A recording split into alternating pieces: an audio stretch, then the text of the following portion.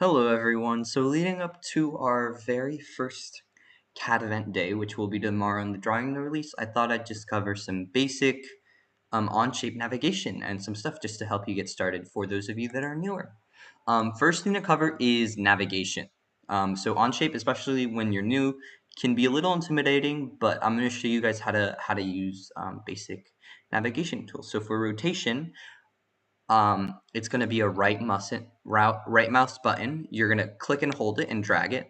For CAD, I would highly recommend that you take out a mouse, and that'll make your time so much easier. Zooming is scrolling in and out. Rotation, like I mentioned, is going to be clicking and holding the right mouse button and holding, and you can rotate like so. Panning is going to be holding the middle mouse button, the button in the middle of the mouse. You can click on it and click, hold, and drag, and that's how you're going to be able to pan. And then zooming is going to be the scroll wheel in and out. And if you don't have access to a mouse, here are those.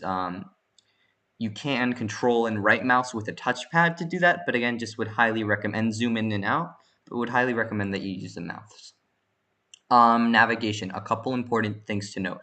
Up here we have what is called, I'll show you, it is called this navigation cube. I think that's what it's called, but it's really handy. And so let's say you're just over here somewhere and you're like, I need to get somewhere. You can use these arrows on all four directions to rotate your view, and you can use these top ones up here to tilt your view like this. But the big thing that we're gonna be using is these faces. So on each face of these cubes, you can basically view normal to that face, and now we're viewing it from the front. So this is going to be handy. Onshape is going to be about sketching and then making parts. In your part studio, everything is rigid, and we start making parts and defining those with sketches. Your first drawing from the very first day is a nice and simple part, and I'm confident that you guys are going to figure it out. To make sketches, we start sketches on planes. So if you imagine an engineering drawing, let's pull one of those up actually.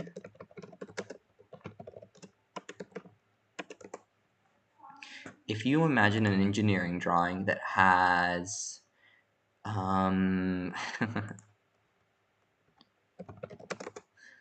if you imagine an engineering drawing that has basic views of a part, so you have like a front view, a side view, a top view, and you had to explain like this. If you had to explain what an object looks like to a person, you can use these different views to do that. So that's what an engineering drawing looks like. So we can use CAD and use sketches, two-dimensional sketches on planes, to start and create the parts. So we're going to be using the front, top, and right plane. So whenever you start a sketch, you can either click the sketch button and click on a plane, or you can click on a plane and then on the sketch.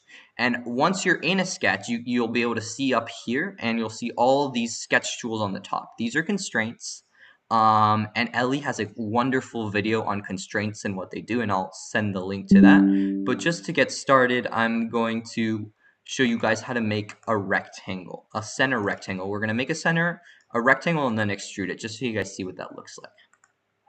If I click a center point rectangle here, I can click on the origin, and see those orange lines? These are all automatic constraints that are showing up. These can be really handy, because let's say I want to put an initial, right now I'm making a sketch on the top plane, and you can see up here. So I'm going to go to my top plane up here and see that view. If I click on my mouse to the side and see those orange dotted lines, that means basically when I click on my first point, it'll be horizontal to the origin. You can see that automatic constraint in that little horizontal line there. That means there's an automatic constraint, but you guys will get into that later. But one of the big ones is coincident. So I want to make a center rectangle, basically a rectangle that has its center at the origin. And so if you see when I'm hovering over the origin there, there's a little, that icon there is a coincident, which means basically it's going to lie on the same point. So this centered rectangle, I'm going to click once, and I'm going to drag outward. Another tool that I want to show you guys real quick is the dimension tool. We're going through it quickly, but you guys are going to figure this out, and I'm so confident in you guys that we're going to be able to do this. The dimension tool, and you can also press D to activate that. you click once on either a line, a point, or between 2 points to make a dimension. If you ever start a dimension and you need to cancel it, you can press escape on your keyboard to cancel it.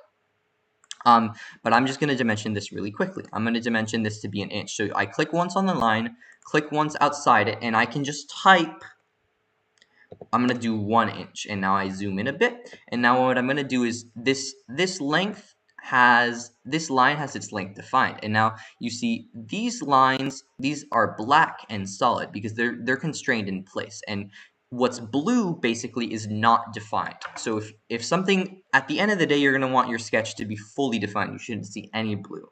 If I click and drag, to move things in Onshape, you move vertices. So if I click and drag on this vertice, you can see what's not defined. The lines themselves are defined, but the endpoints are not. And that's because the length of this line over here isn't defined. So I'm going to show you a constraint really quick just so you guys see, but you can also use the dimension tool to dimension this other line. But the constraint I'm going to show is the equal constraint. And now if you click on these opposing sides, this equal will make them the same length. And look, now we've got a square that's fully defined and it's set in place. Basically, it is where it needs to be. Now what I'm going to do is I'm going to extrude it. So if we looked at how these views make up our part, extrusions, we can extrude those 2D sketches and basically give our sketches thickness. And we can do lots of different things. But I'm just going to make this a simple cube. And I'm going to extrude it. Let's say I want to extrude it 1 inch. You can change the direction, by the way, by clicking on this little arrow here. And that'll come in handy later. And click check to confirm. And now you can be naming these as you are going, and I'll show you. What we're going to do next is we're going to create a sketch on this top face because I want to add a simple hole to it. And now I click on this top face, and now I'm going to click on the top view. See this upper cube over here? I'm going to go to the top view here and zoom in. And now I'm going to add a circle with adding an auto constraint, making it coincident from the origin. See that orange highlight there? And now we're going to make it a big circle there. And now what I'm going to do is I'm going to use the dimension tool by either clicking up here on the toolbar or pressing D. And now I'm going to click on the outer edge of the circle, not inside, not anywhere, on the outer edge.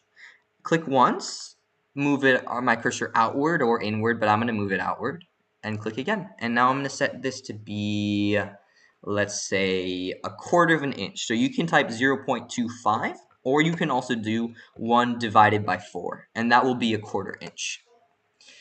And now this sketch is on this top face of this cube. And now I'm going to click check to confirm. Let's say you can be naming your sketches as you are going. Did you see that edit button that I clicked just there? Now I'm going to name this hole. And it's generally good practice to name your sketches. And I'm going to click the check mark. And now I'm going to click extrude. And I'm going to click on this region. So what I can do is I can either click on the inside of this region in my viewport here, or I can look on the side and just go ahead and click on that sketch. And that's what I'm going to do there. And right now you can see we're adding material, but what I actually want to do is I can remove material. So if you look in these settings on the extrude feature up here, we have new, add, remove, intersect. I'm going to remove material and see how that automatically changed the direction. And I'm going to change it from not 1/2 inch. I'm going to make it less. We're going to do about, we're going to make it about 1/2 inch thickness, like depth of our extrude feature there. And now I name it. I'm going to name this hole extrude. And I'm going to click check mark. And now with these basic 2 sketches, I drew a rectangle and a circle. We now have a fully defined part. You have an idea and you make it come to life. That's CAD and the beauty of CAD. And it's iterative and it's great. And we're going to get you guys comfortable with it. And it's going to be awesome. I really, really hope that this video shows you just how approachable CAD really is. This is manageable. Our first drawing will be released tomorrow. And I'm sure you guys will do great. And I will send a link to Ellie's other video if you would like to check that out and more info on the constraints. But I'm sure you guys have got this. All right, thank you. Oh, how long did I talk for? Let's see, 9 minutes, not bad. Good night, guys.